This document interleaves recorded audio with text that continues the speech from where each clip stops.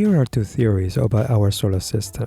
One says Earth is at the center of the universe, and everything, including the sun and the moon, revolves around it. The second theory says no, that is not correct. It is the sun, not Earth, that is at the center, and our planet is going around the big yellow star.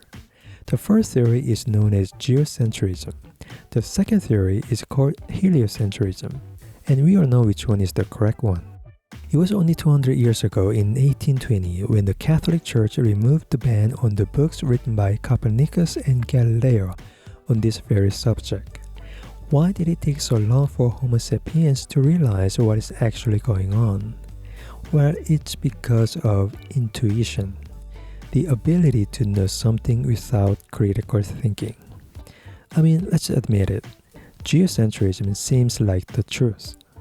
Go outside and look at the ground, which is basically Earth.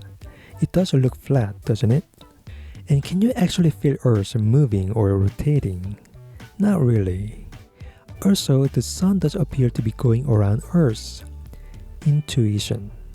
Sometimes it works, but sometimes it doesn't. So what about the theories on the origin of language?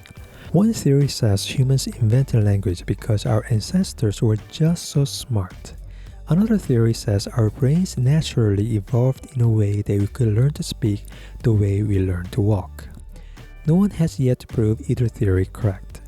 These circumstances give us a chance to see who's right and who's wrong. Finding the right theory on the origin of language is another Galileo test, and many people will likely fail the test like our ancestors did. Some linguists like Noam Chomsky believe language began only after one or a few genetic mutations gave our brains the right tools to harness it. In other words, language came to us rather suddenly and not gradually over a long period of time. Even though it seems like a flimsy hypothesis on the surface, like heliocentrism, according to the birth of language, it is likely the right explanation of language's origin. Here is what might have happened in the past. Tens of thousands of years ago, one individual was born with the language gene. How did she get the language gene? No one knows for sure, but it likely was a genetic mutation that tweaked some wiring in the brain slightly.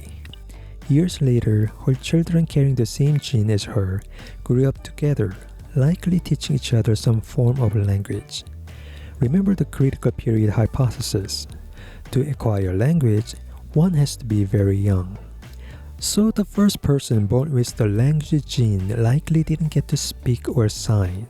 There is a well-studied case in Nicaragua where deaf children from different places were sent to the same school and they created a new sign language out of nothing just by interacting with each other.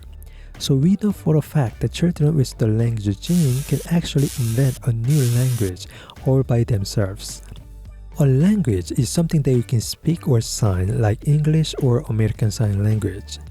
Language, on the other hand, is what gives us the ability to learn a language or languages. This ability is so powerful, the individuals with the language gene survived when the others did not. And tens of thousands of years later, we are finally debating why we became the most intelligent species on Earth. To learn more, subscribe to this channel or order a copy of The Birth of Language. Would you like to learn more about language? Then get a copy of The Birth of Language from Amazon, Apple Books, or Google Play Books.